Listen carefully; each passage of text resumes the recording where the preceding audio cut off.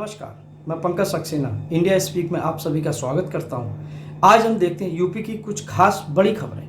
देखिए, जिस तरह से आज की तारीख में जो जिला प्रशासन पास जो आंकड़े हैं पीलीभीत के, तो लगभग ये अब तक 11 दिनों में 22,000 कुंटल ही सरकारी खरीद कर पाए और 60,000 कुंटल से ज़्यादा मंडी में धान बिका।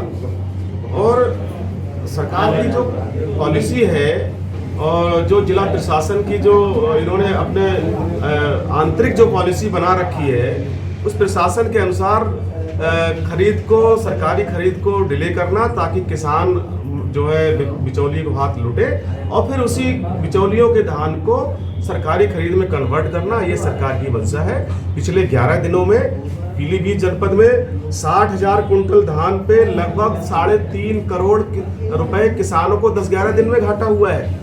और सरकार दावे कर रही है कि हम किसानों को एमएसपी दे रहे हैं, हम उन्हें पूरा मूल्य दे रहे हैं। तो 10 दिन में ये हालत है, तो आने वाले समय में किसान किस तेजी से लुटने जा रहे हैं। तो धान खरीद बिल्कुल ना तो ये बारदाने दे पा रहे हैं, ये सिर्फ इनकी मंशा है कि सरकारी क्रय केंद्रों पर खरीद ना हो और किसान बिचौलियों को हाथ लुटे, फिर उन बिचौलियों का धान सरकारी खरीद में कन्वर्ट करें और बिचौलियों से प्रशासन की सीधी मिली भगत के कारण ये इस तरह से किसानों का शोषण हो रहा है। ये हम होने नहीं देंगे, इसके लिए हम सड़कों पर संघर्ष करेंगे।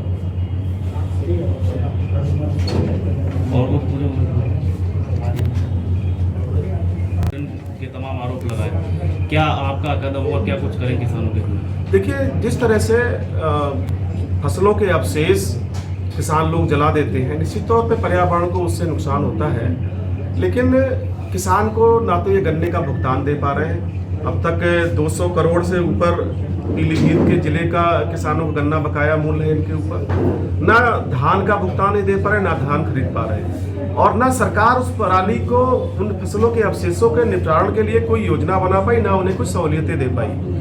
तो किसान मजबूरी में कहीं ना कहीं उसे जला रहे हैं। लेकिन ये एनजीटी के नियमों का उल्लंघन वो कर रहे हैं। लेकिन एनजीटी की जो गाइडलाइन है उसको दरकिनार करके जिला प्रशासन अपने मनमाने ढंग से तानाशाही के बदौलत तानाशाही रवैये को अपनाते हुए किसानों पर पराली के नाम पर उनका उत्पीड़न कर रहे हैं, उनके वाहन सीज कर रहे हैं, उनका ट्रैक्टर सीज कर रहे हैं, कंबाइन हार्वेस्टर सीज कर रहे हैं, उनके लाइसेंस निरस्त कर रहे हैं। तो ये उत्पीड़नात्मक कार्रवाई बंद होनी चाहिए।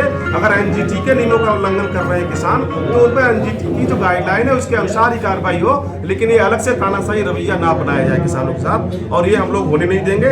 हमने समय दिया है 10 दिन में, अगर ये लोग अपने कार्य में सुधार नहीं लाए तो हम सड़कों पर समाजवादी के लोग संघर्ष करेंगे और किसानों का उत्पीड़न नहीं होने देंगे। उसके लिए हम लोग पूरा संघर्ष करेंगे। आपके भाई के ऊपर भी एफआईआर कर दी है। देखिए, निश्चित तौर पे मैंने किसानों की बात को उठाया था। अभी पराली के नाम पर उत्पीड़न हो रहा था कि अगर योगी सरकार और जिला प्रशासन की नज़र में अगर किसान ही सबसे बड़ा दोषी है और अगर उनके नज़र में ये एसी से निकलने वाला प्रदूषण, फैक्ट्रियों से निकलने वाला प्रदूषण और ये जो है वाहनों से निकलने वाला ये जहरीली गैस है, इनसे अगर प्रदूषण नहीं फैल रहा है और किसान ही सिर्फ सबसे बड़ा दोषी है, तो किसान को गोली मार दो। किसान तो वैसे ही आत्महत्या करने को मजबूर है। ये बात मैंने किसानों की बात को मजबूती से उठाया, तो उसी में प्रशासन से मिलकर हमारे विरोधियों ने नाजायज तरीके से, गलत तरीके से फंसाने के उद्देश्य से कुछ पराली की जलने के फोटो कहीं से डाल के उसमें एफआईआर हमारे भाई के नाम की है। जलाई नहीं है एफआईआर? नहीं, हम लोगों ने पराली उन्होंने नहीं जलाई, क्योंकि खेती हमारा भांजा देखता है। पराली जलाने का कोई शब्द, पराली सहित खेत की जुताई कर दी गई थी और उसके जो अवशेष कहीं कहीं इकट्ठे थे, जब ये पानी भरने को, अगली फसल की तैयारी के लिए, पानी भरने के लिए, सिंचाई करने के लिए खेत में भांजा गया, तो उसने देखा कि वहाँ किसी ने जलाया है उसको, तो उसकी सूचना हमने पुलिस प्रशासन को रिसीव भी कराई है। तो ये सिर्फ फंसाने की साजिश है। वो विरोधियों की, वो जो है विपक्ष की आवाज़ को दबाना चाहते हैं, किसानों की आवाज़ को दबाना चाहते हैं, लेकिन हम लोग इन मुकदमों से डरने वाले नहीं हैं। किसानों की आवाज़ को मजबूती से उठाएंगे, चाहे जेल जाना पड़े, उसके लिए हम लोग तैयार हैं, हम डरने वाले नहीं हैं।